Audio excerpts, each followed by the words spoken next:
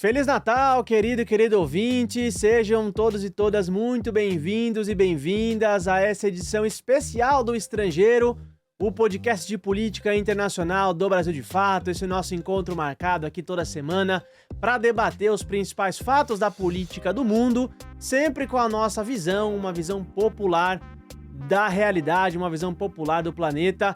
Eu sou o Lucas Stanislau e tá aqui comigo ele, amigo do Papai Noel ou inimigo do Natal? Rodrigo Durão, como é que vai, Durão? Feliz Natal, camarada. Muito Feliz Natal pra você também, pra você que nos assiste.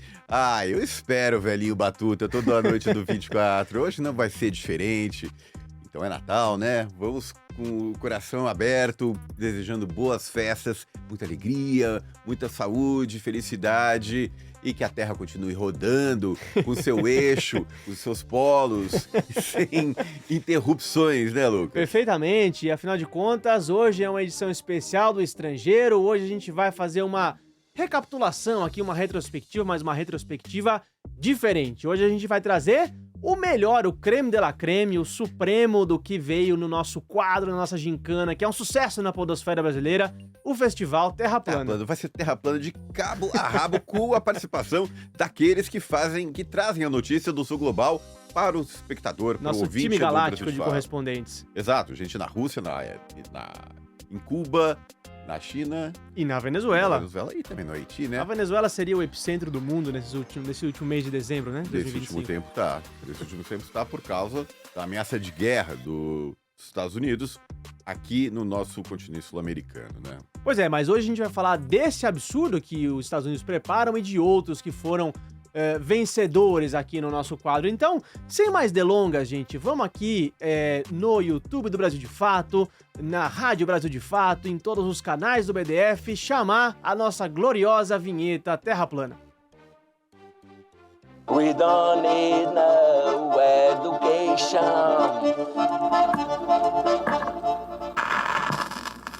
A Terra é plana. Então tá bom.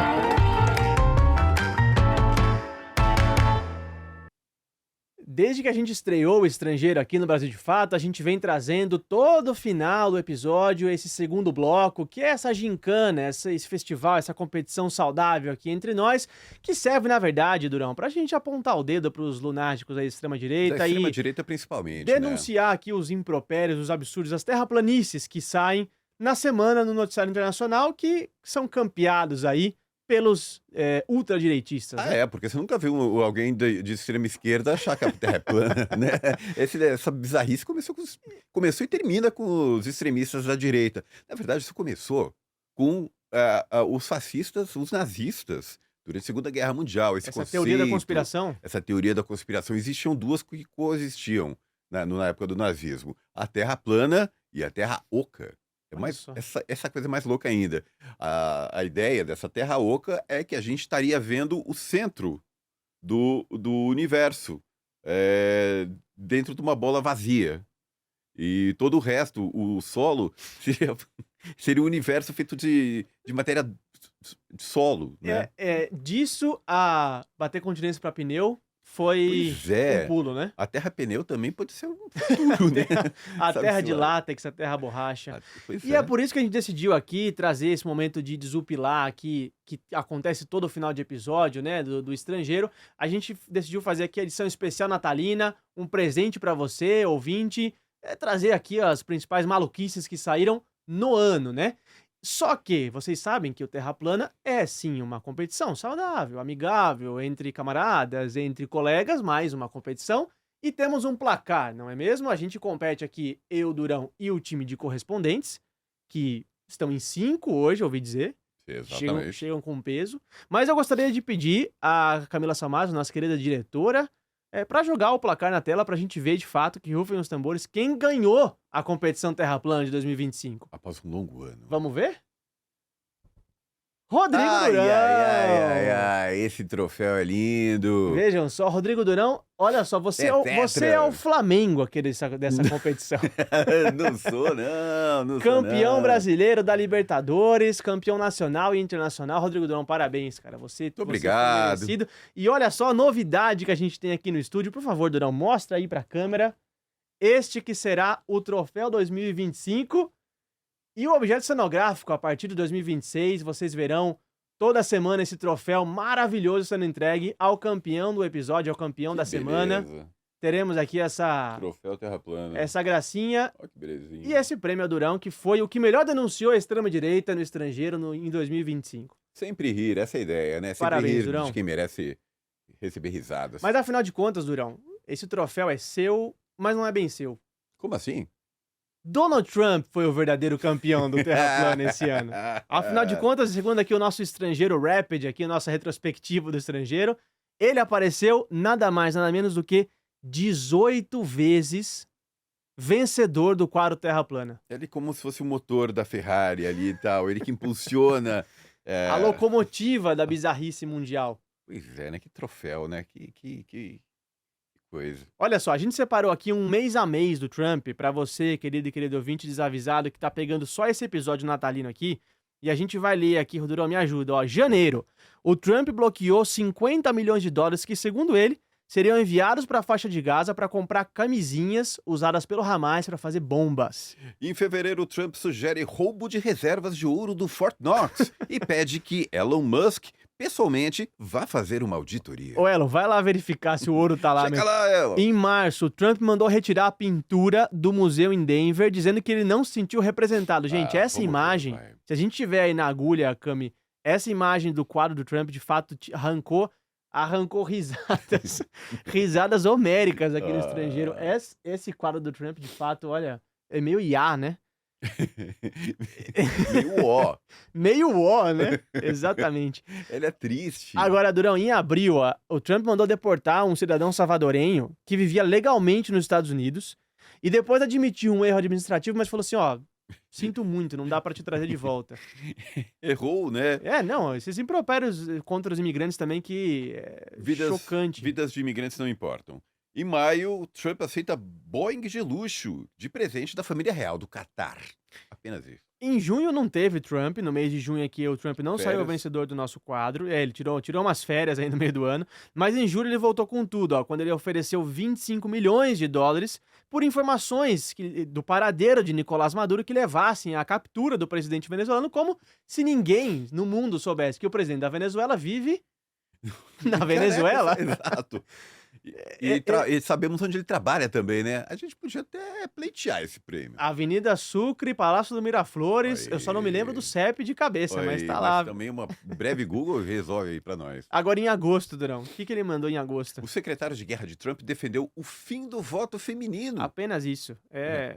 O ultra-reacionarismo. Em setembro, aquelas imagens impagáveis. A escada rolante da ONU pifou assim que o Trump subiu nela.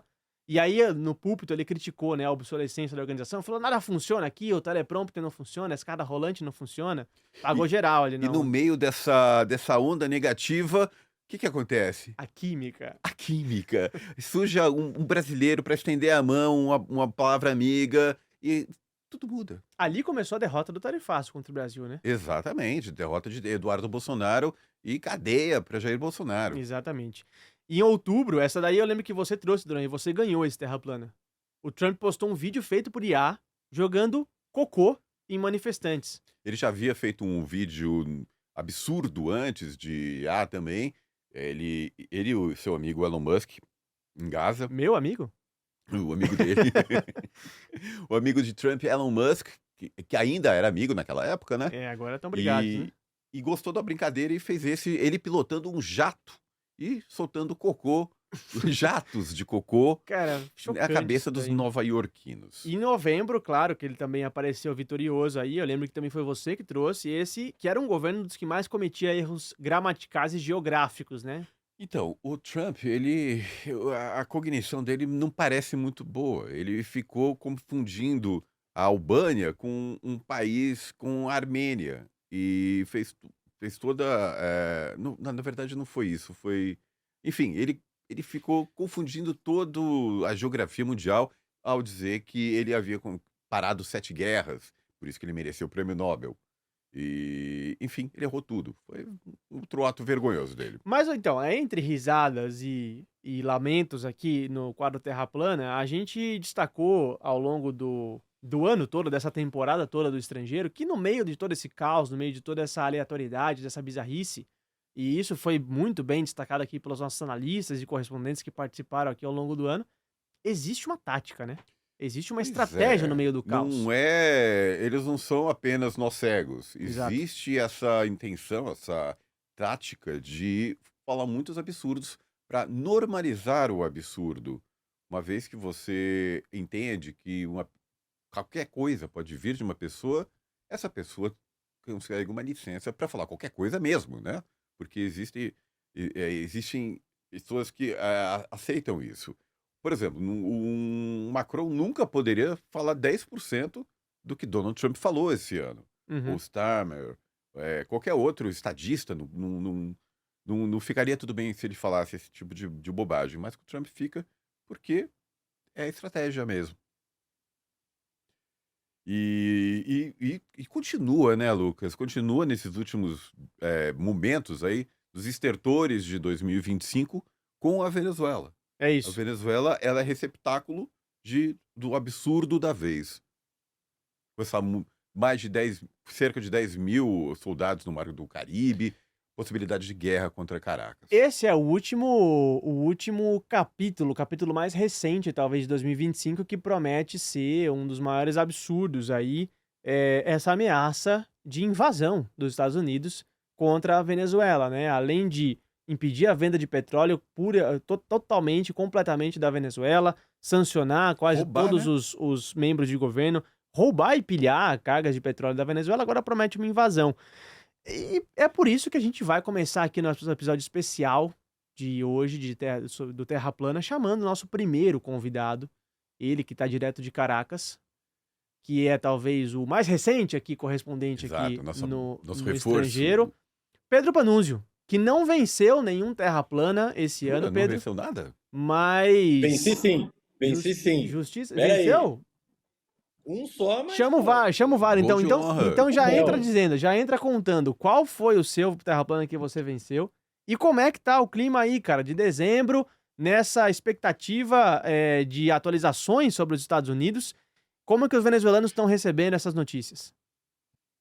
Ó, o Terra Plana que eu ganhei foi inclusive justamente sobre Donald Trump. Quando ele foi premiado pela FIFA ali no evento de verdade. realização do sorteio da Copa do Mundo, É verdade. foi premiado com o prêmio da paz da FIFA. Do Pra Infantino, ele né? que... Isso. Pelo Infantino, exatamente, pelo presidente da FIFA. Ele que, a gente sabe, né, tem pregado a paz nesses últimos tempos, inclusive aqui com as últimas ações na Venezuela, estão sendo bem, bem pacíficas. Mas você me perguntou um pouco de clima, né? O clima aqui na Venezuela, desde que eu cheguei, a rotina do dia a dia, ela segue inabalável. Então, os mercados não estão com fila para a gente querendo fazer estoque, não há nenhum tipo de problema de desabastecimento, etc e tal, mas na parte política a história é diferente, né? Inclusive, depois do anúncio do Donald Trump, no dia 16 de dezembro, a última terça-feira, em que ele anuncia o bloqueio total das embarcações petroleiras sancionadas pelos Estados Unidos, indicando ali que vai escalar essa pressão para um outro nível, impedindo a passagem impedindo as exportações petroleiras da Venezuela. Eu percebi aqui uma reação que ainda não tinha visto por parte do governo desde que cheguei aqui. Então, depois desse anúncio do Trump, minutos depois, menos de uma hora depois, o governo já havia publicado uma nota em resposta, reafirmando a soberania venezuelana, rechaçando esse anúncio do Donald Trump e apelando, enfim, para o direito internacional. É muito rápido assim essa resposta do governo venezuelano, que não é algo tão comum. O governo venezuelano tem respondido a todas as ameaças e pressões dos Estados Unidos, mas geralmente isso leva ali pelo menos algumas horas para ter uma resposta. E no dia seguinte, uma mobilização completa por parte das diferentes instâncias do governo Maduro. Então, o Ministério da Defesa convocou um pronunciamento em cadeia nacional para rechaçar as ameaças dos Estados Unidos, reafirmar a soberania venezuelana. A PDVSA, a empresa de petróleo, também emitiu uma nota dizendo que as exportações de petróleo continuam normalmente. o PSUV, o principal partido aqui da Venezuela, o partido do presidente Nicolás Maduro, também emitiu uma nota. A Assembleia Nacional convocou uma sessão extraordinária. Em tese, a Assembleia Nacional já não estaria mais trabalhando no dia 17 de dezembro. Convocou uma sessão extraordinária para aprovar um rechaço a esse anúncio de Donald Trump. Quer dizer, por mais que a rotina, o dia a dia aqui, os restaurantes continuem abertos, a vida aqui continue, essa última ameaça, essa última escalada de Donald Trump provocou uma reação mais forte, a reação mais forte que eu vi aqui desde que cheguei em Caracas no começo de novembro. Pois é, Pedro, e a Venezuela não é agora em dezembro, não é nos últimos 2 meses, a Venezuela vem convivendo com esses absurdos dos Estados Unidos há anos, né? Eu me lembro aqui de várias outras loucuras, mas talvez a maior loucura, a maior terraplanice que eu tenha visto envolvendo Estados Unidos e Venezuela tenha sido o governo autoproclamado do Juan Guaidó. Não sei se vocês lembram, esse deputado, com uma figura completamente aleatória no cenário político venezuelano, o cara foi deputado uma vez só na vida, em praça pública, reúne ali meia dúzia de gato pingado e se autoproclama: a partir de agora, declaro vaga à presidência e estou assumindo a presidência da República em um ato completamente unilateral. Passa 15 minutos, Washington reconhece a autoproclamação do Guaidó, e a partir de então começa uma série de ações coordenadas entre a oposição e os Estados Unidos para reconhecer esse suposto governo interino e deslegitimar o governo venezuelano em várias instâncias. Então, por exemplo, a Venezuela foi impedida de ter embaixador na ONU, na OEA, em fóruns internacionais era recebido os representantes do Guaidó e não do governo Maduro, e criou-se um governo paralelo, de maneira unilateral e extraordinária, extemporânea, um negócio completamente absurdo, que levou a outros absurdos, como reservas de ouro da Venezuela no Banco de Londres foram entregues a Guaidó, empresas estatais venezuelanas no exterior foram entregues ao Guaidó, decisões de tribunais foram dados em favor, advogados de defesa reconhecidos e indicados pelo Guaidó, ou seja, um paralelismo esquizofrênico, assim, um negócio absurdo, que durou anos, né? Durou anos. Mora em Miami. Foragido da justiça, né? Tem processos criminais contra ele dentro da Venezuela por ter se apossado de fundos ativos estatais, né? Para enriquecimento pessoal. Ele continua com as reservas? Muitas reservas são administradas por uma junta hoje que conforma esse suposto governo interino. Essa gente ainda existe, cara. Essa figura do governo interino ainda existe. Que absurdo. Sem representatividade nenhuma. Eu acho que isso nada supera, né, Pedro? Esse período do governo interino do Guaidó, né? Eu não sei se hoje os venezuelanos estão vendo a situação mais absurda, mas acho que durante o interinato, né, o chamado interinato, foi, acho que, o ápice do terraplanismo na Venezuela.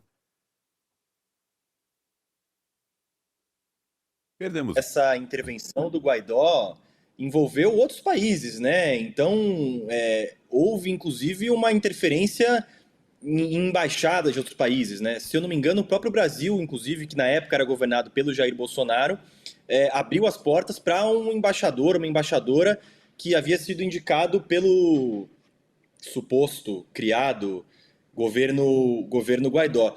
Porque mesmo a situação hoje com a Maria Corina Machado, que hoje é quem lidera esse grupo de oposição, por mais que haja vários absurdos, e que aqui são inumeráveis, né? Então ela já deu várias entrevistas recentes, dizendo que vai abrir as empresas petroleiras para os Estados Unidos, que os Estados Unidos vão vir para cá, vão poder fazer muito dinheiro, etc. Tal, que é uma coisa bem bizarra, assim, esse entreguismo tão declarado.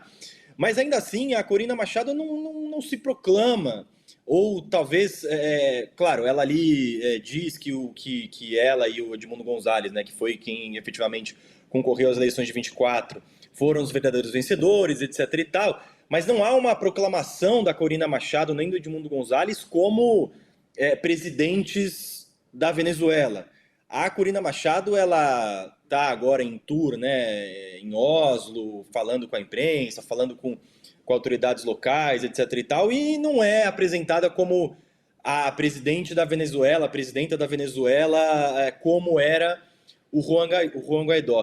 E esse grupo do Guaidó, também da Corina Machado, o que é chamada, né, da Assembleia de 2015, ainda tem poder, né, fora da Venezuela, junto ao governo dos Estados Unidos. Quer dizer, recentemente a Justiça dos Estados Unidos aprovou a liquidação da Citgo, que é o braço petroleiro da PDVSA nos Estados Unidos, e, de acordo com o governo venezuelano, quem está por trás disso são essas figuras, inclusive o Juan Guaidó, que detém ali parte desses recursos venezuelanos. É um cenário realmente absurdo, é um congelamento de ativos e recursos de um país que foram colocados no nome de pessoas que acordaram da noite para o dia se autodeclarando presidentes de um país, assim. Mas, de fato, eu concordo que acho que talvez a situação mais bizarra mesmo seja a do Guaidó e que a da Corina Machado, atualmente, por mais que tenha ali os seus pontos que a gente pode classificar ali como bizarrice, né, etc e tal, não chegou a tanto a ponto dela ser declarada como presidenta ou algo do tipo. Ela só ganhou o Nobel da Paz. Só isso. Que só. Também eu acho que é a coroa, né? A joia da coroa do terraplanismo. Eduardo Bolsonaro pode ser um candidato ao Nobel da Paz. Exatamente. Ou o Nobel da culinária, né? Já que ele sabe muito bem fazer hambúrguer. Mas olha só, enquanto o Maduro resiste e enfrenta o Trump, tem gente aqui na América Latina, na América do Sul, especificamente no Cone Sul, que é muito amigo. Best friend. Tem uma juba parecida também, né? Que é o Milei, que é o nosso medalha de prata aqui no Terra Plana. O Milei foi, pasmem, 12 vezes campeão do Terra Plana ao longo do ano de 2025. Também, é um trumpinho, né? Ficou muito claro ao longo do ano que Trump e Milei estavam disparados aqui nesse quadro, né? A extrema-direita gosta de personagens coloridos, né? Esvoaçantes, bizarros. Exóticos, né? E eu acho que ninguém melhor para falar de Milei do que ele, nosso muchacho peronista, que é argentino, mas vive em Havana, Gabriel Vera Lopes. Gabo, bem-vindo, camarada ao estrangeiro. Salve, que alegria te ter aqui nesse episódio especial natalino. Feliz Natal. E você, vou fazer aqui os seus dados. Você venceu 3 vezes o Terra Plana esse ano, camarada. Foram 3 muito boas. Bem difícil, então. Muito bem, Gabo. 2 vezes. Muito bem, Gabo. Mas agora... Você se lembra, Gabo, quais foram as vezes que você ganhou? Eu não lembro nem o que aconteceu ontem. Mas eu lembro que foi muito importante para a nossa equipe de correspondentes essas 3 vitórias. Vamos ver aqui, eu vou resgatar aqui na nossa cola. O Gabo venceu com o festival Direita Fest, aquele que o Milei protagonizou. Sim. Você se lembra? Isso foi em julho deste ano. Antes disso, o Gabo tinha vencido quando o Milei comemorou, entre aspas, postou coisas ali meio dúbias, quando o Papa Francisco morreu. Ele postou um leão com roupa de papa e gerado por inteligência artificial. E desceu o verbo também, né? E desceu o verbo, exatamente. Eles não eram amigos necessariamente, né? O Papa Francisco era muito crítico ao governo do Milei. E a primeira vitória do Gabo aqui no Terra Plana, que foi em fevereiro deste ano, foi quando o Kanye West anunciou durante o intervalo do Super Bowl, que iria vender uma coleção de camisetas com a suástica nazista. Apenas isso. Que ano, né? Só para ver que não é só Trump o terraplanista do mundo, também tem um monte de outros pequenos terraplanistas. Claro. E quando juntam um com o outro, né, dá chantagem eleitoral. Ele faz um festival. Faz um festival, exatamente.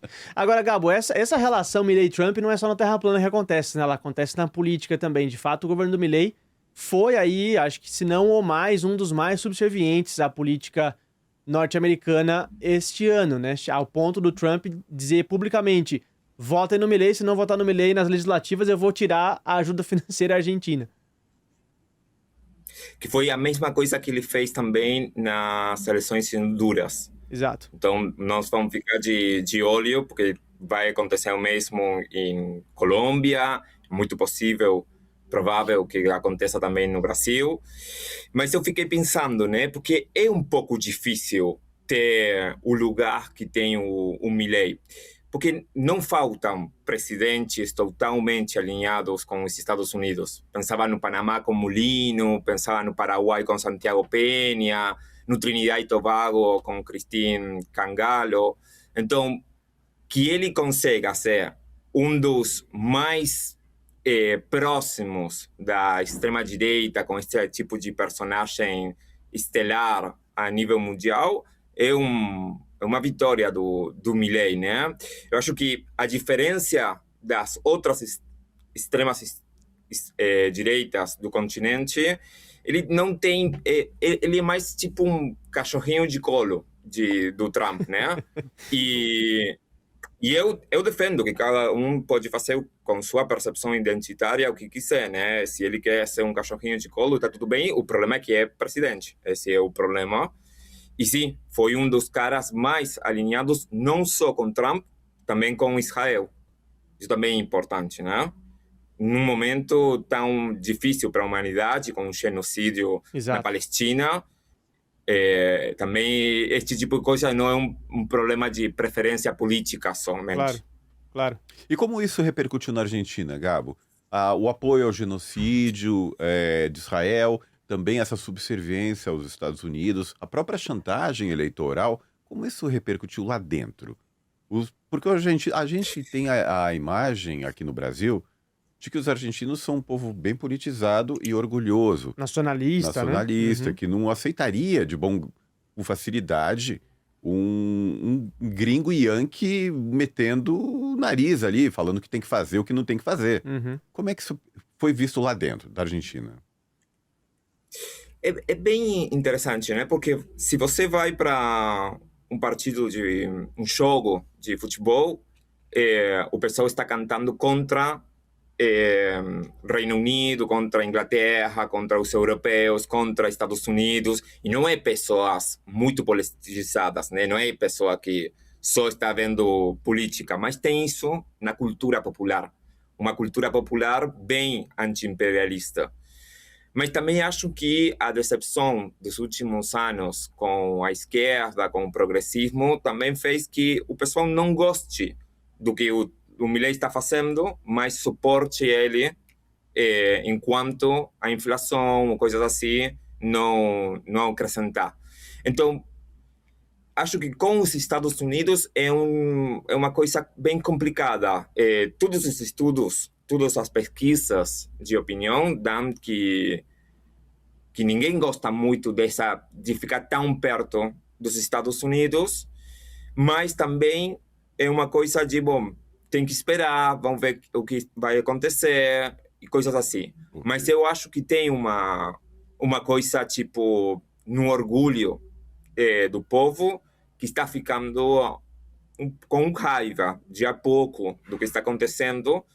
E outra coisa bem distinta, bem diferente, é a relação com Israel, porque a Argentina é um país com uma relação muito próxima. Eu acho que deve ser um dos países, por lo menos na América Latina, o país mais próximo com Israel. Então também tem uma parte do progressismo que apoia o Estado de Israel, e é impossível para alguém falar alguma coisa de apoio à Palestina na mídia. Sim. E não estou falando da mídia de direita, também estou falando da mídia, entre aspas, né, progressista. Claro. Como a Alemanha também, né? Mas é curioso que uma das terraplanas que o Milei ganhou esse ano foi quando ele disse que os habitantes das Malvinas é que deveriam fazer um plebiscito e decidir se eles queriam continuar sendo britânicos ou argentinos. Nossa, cara, essa foi. E eu nunca imaginei que um presidente da Argentina fosse falar uma coisa dessa. Não, chocante. Você se lembra dessa, Gabo? Sim, lembro. Gostaria de não lembrar dessas coisas, mas sim, lembro. E é um problema muito grande para a Argentina, porque o cara é o presidente, ele não lembra disso, e a Argentina tem um conflito com a Inglaterra, com as Malvinas. Então, o que ele falar não é grátis, não é de graça, não é que dá a mesma coisa, né? Então, muitas pessoas das relações exteriores ficaram bem nervosas com esse tipo de fala, porque, puxa, cara, nós estamos trabalhando até 40 anos na diplomacia para fazer um monte de coisas, e um dia vem este cara que nem leu um livro sobre a história da Argentina e fala qualquer besteira, e isso traz problemas muito grandes para a Argentina. Por isso a Argentina tem que ter sempre muito cuidado com o que fala na ONU, como vota na ONU, porque o problema da autodeterminação é um problema bem caro, é bem grande para a Argentina, né? Para o problema Malvinas. Seu Martin se revirando nas tumbas agora. Diego Maradona, nesse período todo mundo. exatamente. Até eu. Olha só, Rodrigo Durão, estamos aqui nesse episódio especialíssimo de Natal, dia 24 de dezembro, e eu quero dizer que o Brasil, de fato, se comportou muito bem esse ano enquanto um jornal popular. Vai ganhar um presentinho. E eu acho que a gente merecia um presente do ouvinte, da ouvinte que tá ouvindo esse episódio do Estrangeiro hoje. Não podemos confiar apenas no velho Batuta. Porque às vezes ele não vem, né? Às vezes ele falha. Então a gente tá precisando do seu apoio, querido e querido ouvinte. Considere se tornar um apoiador aqui do BDF acessando apoia.se/Brasil de Fato ou apontando o seu celular para esse QR Code que aparece na tela, com uma quantia muito pequena no seu bolso, mas que vai fazer uma grande diferença pra gente. Você ajuda a manter o jornalismo popular de qualidade aqui, que enfrenta batalhas na trincheira de ideias e semanalmente, diariamente, por hora, por minuto, vem te trazer os conteúdos que interessam, os conteúdos mais relevantes, sempre com uma visão popular. Então apoia.se/Brasil de Fato e vem virar um apoiador do BDF. Agora, Rodrigo Durão, se por um lado Donald Trump ameaça invadir a Venezuela e protege Javier Milei e outros amigos e outros aliados, do outro lado do mundo ele está cada vez mais agressivo com Pequim, com a China, e se aproximando da Rússia para pôr um fim no conflito na Ucrânia, né? É errática a posição, é difícil você ter uma certeza do que quer completamente Trump com a Rússia. Completamente. Né? Eu acho que errático é a palavra do governo Trump esse ano, né? Será que tem estratégia em relação à Rússia? Ou é freestyle? Vai improvisando? Eu acho que só tem uma pessoa capaz de responder essa pergunta pra gente hoje. Pois é, né? Eu acho que será que ele tá na linha? Sergei Monin? Do outro nosso lado homem? do telefone vermelho? Olha ele aí. Privet, Sergei, como é que vai, camarada? Obrigado por estar aqui nesse episódio especial do Estrangeiro, viu? Não ouvimos o Sergei. Vamos de novo? Vamos tentar mais uma vez? Em 3, 2, 1. Desculpa. Agora sim. Manda ver. Bom, olá pessoal. Prazer participar novamente do Prazer é nosso. Nesse clima de fim de ano, retrospectiva e, por que não, de terras planícies, né? Mas é isso. Acho que entregou muito a esse quadro durante o ano e entregou muita discussão também, né? E conciliou, às vezes, né, o seu jeito de terraplanície com perspectivas e análises sobre a guerra, né, que não param, né, e acho que dá para a gente fazer um arco bom, né, nesse ano todo, a partir do prisma da terraplanície, que foi o mote, né, da sua atuação. Mas eu queria destacar, eu acho que o principal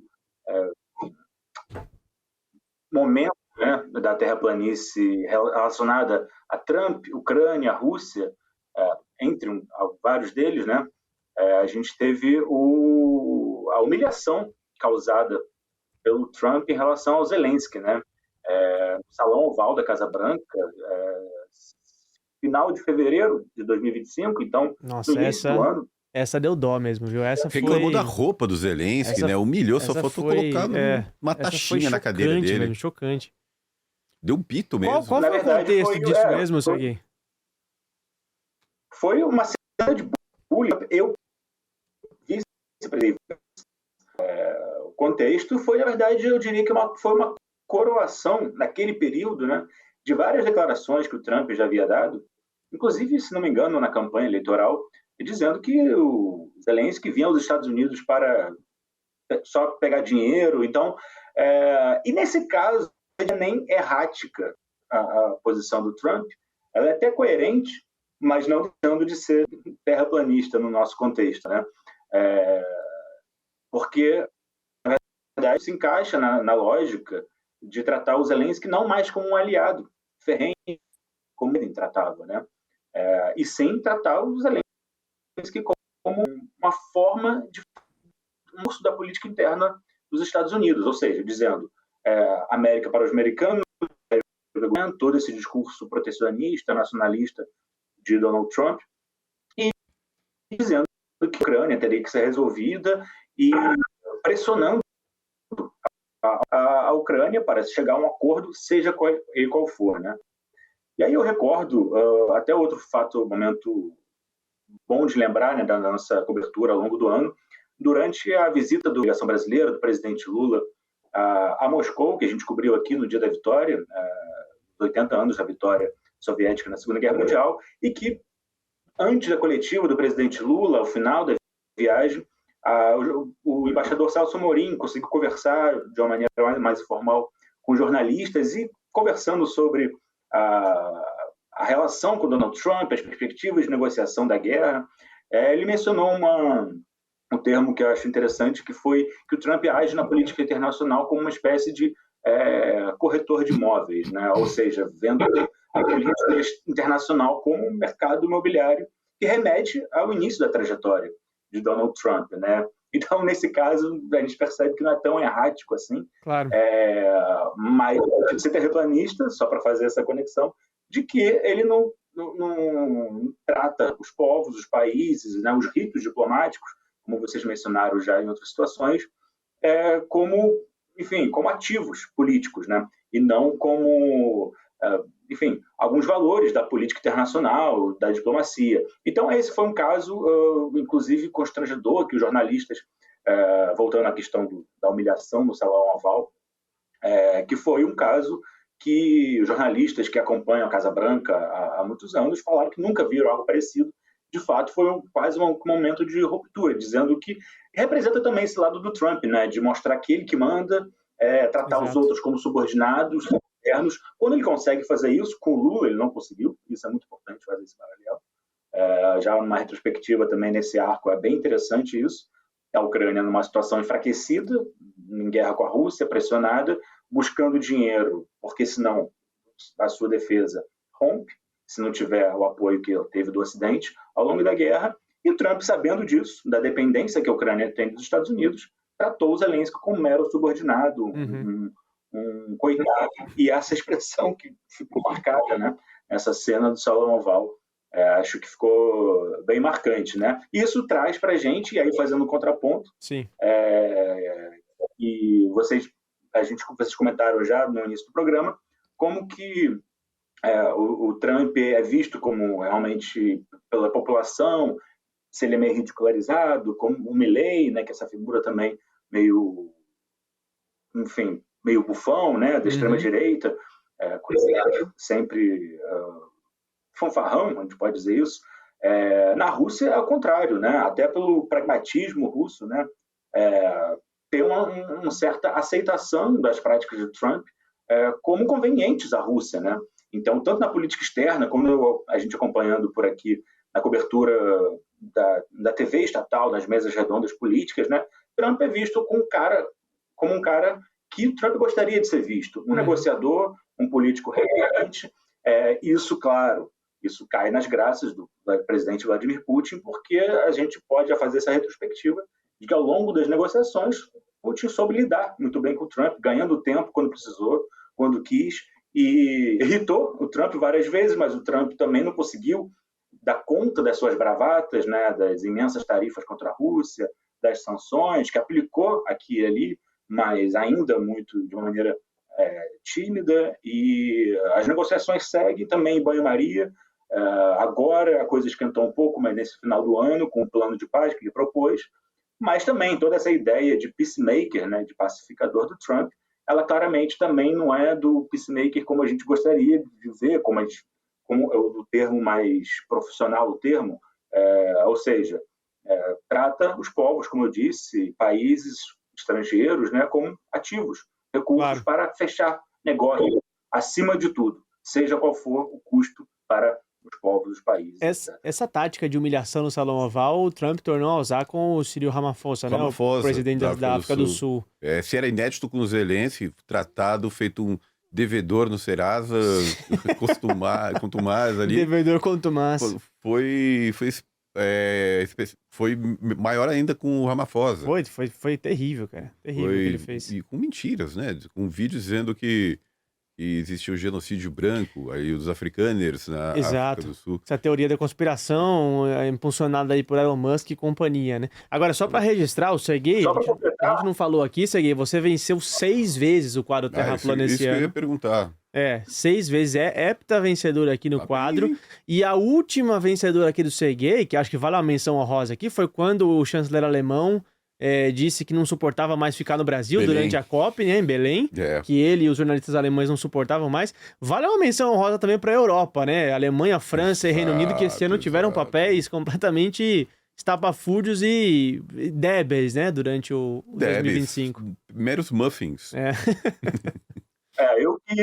Eu que cubro Rússia, relação com o Ocidente, relação com os Estados Unidos, eu consigo ter uma tríade aí de ofertas boas para entregar conteúdo por aqui, né? Sim. Então, esse meu hepta, acho que vale essa menção honrosa e me dá bastante material. Mas só para completar, só um detalhezinho, que a gente estava falando, a questão da indumentária do Zelensky, que foi o motivo também dessa chacota, essa humilhação no Salão Oval, mesmo depois, quando as coisas amenizaram, né, e foi novamente recebido de uma maneira mais respeitosa na Casa Branca, ele veio com terno e preto, né, ele mudou um pouco a indumentária dele, né, do Zelensky, e o Trump não deixou de colocar o Zelensky nesse lugar um pouco humilhante, falando, agora você está bonito, caiu bem, ou seja, dando um aval a sua indumentária. Então, acho que isso é digno de nota, né? Como que o Trump, esse comportamento dele, ele é muito marcante, né? Com quem ele consegue humilhar para alcançar seus ativos, ele faz isso sem a menor cerimônia, a todo custo. Digno de nota também, Durão, a gente anunciar a presença que a gente tem aqui hoje no estúdio. É verdade, né? Estamos sendo agraciados com a presença de um correspondente que mora lá do outro lado do mundo. E veio só para nos ver. Eu ouvi dizer que foi isso. É verdade, só para participar do quadro Terra Plana.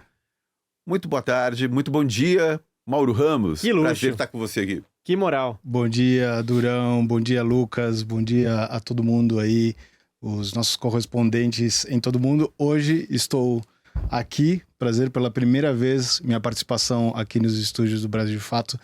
Muito feliz de participar do Estrangeiro nesse programa especial ainda por cima. Presencialmente. Mauro, você ó, para nossas contas aqui, você foi bicampeão do Terra Plana ao longo de 2025, você venceu 2 vezes. E em agosto, a gente queria destacar aqui, ó, você venceu com a seguinte notícia. O governo japonês pediu aos países europeus e asiáticos que se abstenham de comparecer ao desfile militar que a China realizou para comemorar os 80 anos do aniversário da derrota do nazifascismo. Num momento péssimo para isso, em que o Japão faz coro às ameaças de Washington contra Pequim, né? Como é que estava esse momento lá, tanto do desfile, né, dos 80 anos da vitória contra o nazifascismo, como esses últimos dias que você passou em Pequim ali, essas ameaças vindas de Tóquio, vindas do governo japonês?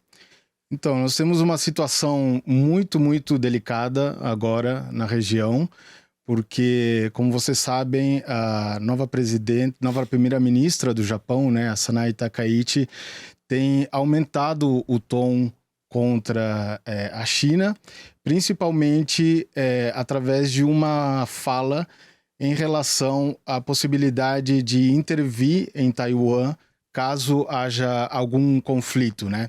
Ela utilizou algum palavreado bem específico em relação à legislação japonesa, que foi mudada em 2015 pelo seu mentor, o Shinzo Abe, né, que foi assassinado alguns anos atrás, que basicamente foi colocar uma situação que se chama de ameaça existencial, algum termo similar, que permitiria ao Japão intervir militarmente na região. Então, isso foi uma provocação bastante... Tomaria um couro, né, Mauro? Vamos combinar. A China tem arma nuclear e muita vontade de apertar esse gatilho contra um país que dominou, estuprou, torturou, fez o diabo na China durante décadas, né? Não é uma relação normal de 2 vizinhos. É uma relação que não foi bem resolvida. Durante o século XX teve uma ocupação brutal, sangrenta, e que não foi bem pacificada depois, né? Não, é bem assim, muito pesado o sentimento na população. Você sente falando com as pessoas, seguindo as redes sociais, os comentários das notícias, há um sentimento de muita frustração no povo japonês, mas não só no povo japonês, né? Vamos lembrar que o Japão Em relação cometeu... aos chineses em relação aos japoneses. Ao Japão como Estado... não só o povo chinês, eu diria que principalmente o povo chinês e o coreano, mas todos os países da região que foram invadidos pelo Japão, né, na primeira metade do século XX. Que ano que começou a invasão japonesa na China? Oficialmente em 1931, que é bem antes do que por isso que os chineses dizem que o conflito, né, que levou, digamos, a Segunda Guerra Mundial começou bem antes do que os estadunidenses colocam, que eles se colocam um pouco como salvadores da Segunda Guerra Mundial, mas a China, o que diz é que começou bem antes a invasão japonesa e eles estavam resistindo o nazismo, o fascismo japonês desde antes. Então, existe uma frustração muito grande, principalmente porque o Japão, oficialmente como Estado, não pediu perdão pelas atrocidades e os crimes de guerra que cometeu. Que foram muitos extensos. Existe alguns pedidos de perdão feito por ex-ministros japoneses, mas justamente quando eles já não estavam em funções, né? Então, existe ainda essa demanda, e a Sanai Takaichi vem num momento em que o processo de reunificação com Taiwan vem sendo colocado, né? Cada vez mais isso é uma pauta, é a linha vermelha. Por que o Japão se mete nisso? Em parte, as especulações é que, já que a gente estava falando de cachorrinho de colo, né? Poodle do Trump. Exatamente. Inclusive, um parêntese só, o termo cachorrinho de colo chegou a ser usado na China, Tangou ou Gou. Vai aprendendo, gente, olha só. Em referência ao Milei. Olha assim, só. Eles, assim, nas redes sociais, né? Não oficialmente, obviamente. Claro. Nas redes sociais as pessoas também entendem o Milei como um cachorrinho de colo na China. Conan pode chamar também, né? Conan. Que é o nome dos cachorros, Milei, né? Conanzinho. Clonados.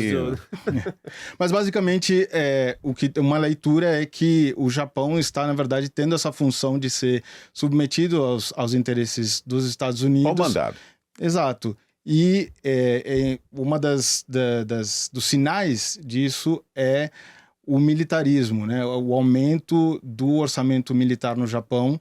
A Sanai Takaichi, para vencer as eleições e chegar no poder dessa vez, ela se aliou com o Partido da Inovação no Japão, que são de extrema-direita, e uma das principais pautas, tem duas principais pautas, o aumento, a duplicação do orçamento militar, que hoje é 1% do PIB, para 2%, que aumentaria bastante, e também a revisão do artigo 9 na Constituição, que permitiria, essa revisão permitiria ao Japão ter uma atitude muito mais pró-militar e pró-intervenção.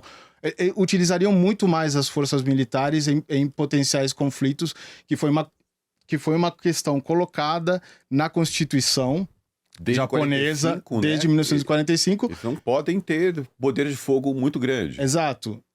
Por conta do histórico de atrocidades cometidas. Causaram demais, né? Então, essa é um pouco a leitura do papel do Japão, e as tensões assim estão bem feias. Recentemente, só para fechar essa parte do Japão, a Sanai Takaichi falou que não tinha mudado a relação ou o entendimento em relação ao princípio de uma só China, ou os acordos que houve logo de 1945, só que isso inclusive foi noticiado como um alívio de tensões entre a China e o Japão, mas não é assim.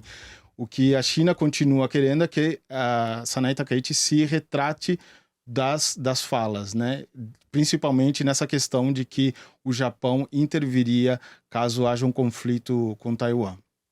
Agora, a China, ela é um grande artífice da extrema-direita mundial para disparar suas teorias da conspiração e seus impropérios, né? A gente se lembra... Covid, né? Vírus o próprio coronavírus, o Milei, quando assumiu, dizendo que ia romper todos os acordos com a China, depois da presidência baixou um pouco a crista, né, e teve que negociar. A mesma coisa aconteceu com o Bolsonaro, né, que usou a China durante a campanha como esse grande bode expiatório, comunismo e tal, mas na presidência teve que negociar, teve que baixar a cabeça aí e sentar na mesa, ainda que tenha todas as suas motivações ideológicas, pragmaticamente não tem como escapar da China no cenário mundial. Mas eu falei aqui uma palavra, acho que temos que tocar uma campainha, porque se no Brasil alguém merece o troféu Terra Plana, eu acho que é uma família, que é a família Bolsonaro. Opa! E se tá faltando alguém aqui no nosso quarteto de correspondentes, é o quinto Beatle, que agora está em Brasília, mas que começou o ano em Caracas, Lourenço Santiago.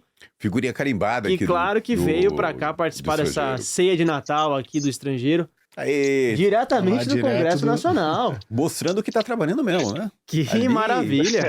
No meio da jornada. No meio da jornada. Fala aí, Lorenzo, como é que tá os preparativos pra ceia natalina aí em Brasília? Mas, obviamente, que eu não deixaria de participar desse episódio especial do estrangeiro, né, Durão? Eu interrompo minhas apurações para ver, especialmente para saber quantos eu ganhei esse ano, né? Nos corredores do poder. Deixei de fazer meus trabalhos para saber isso, principalmente para tentar ver se os correspondentes ganharam, né, os troféus. Eu não acompanho o placar, tô sem ver a tabela do Terra Plana, não tem. Lourenço, mas uma satisfação estar aqui mais uma vez com vocês. Os correspondentes perderam, camarada, mas você foi 3 vezes campeão aqui no Terra Plana. Podemos ver? Vamos ver com quais notícias o Lourenço ganhou. Olha só. O Trump cobrou do governo Trump uma compensação equivalente a 1,2 bilhão de dólares por investigações contra ele mesmo. Aquele meme do Homem-Aranha, né? Você lembra dessa, Lorenzo? Sim, essa eu lembro bem.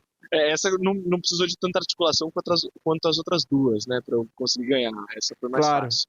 Claro. A banda, inclusive. Mas eu queria ouvir de você que tá em Brasília. O que você tá falando? Tá rolando uma admissão de alianças aqui, ô Lorenzo? Pra influenciar as eleições? Eu fiz a minha campanha, né, Durão? Ô, Lorenzo, cadê as atas dessas 3 vitórias, hein?